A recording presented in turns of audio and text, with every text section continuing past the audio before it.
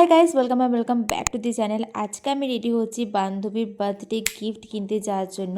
তো আমি এখানে চুটকি মেরে ড্রেস পাল্টে নিয়েছি।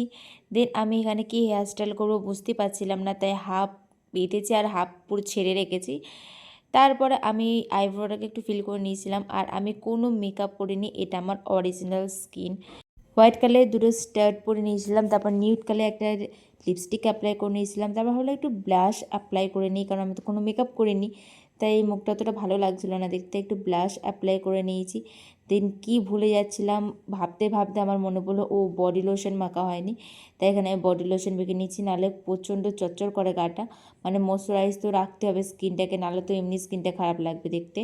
তো একটা ব্রেসলেট পরে নিয়েছি, আর যেহেতু আস্তে আস্তে সন্ধ্যা হয়ে যাবে, তো একবার ডাইরেক্ট আমি জ্যাকেট পরেই যাচ্ছি, কারণ আর ব্যাগে করে বয়ে নিয়ে যাব না।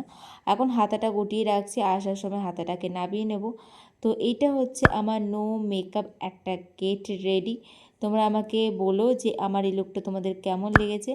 আজকেকার মতো এত দূরই, দেখা হচ্ছে খুব তাড়াতাড়ি নেক্সট ভিডিওতে। ততক্ষণের জন্য টাটা।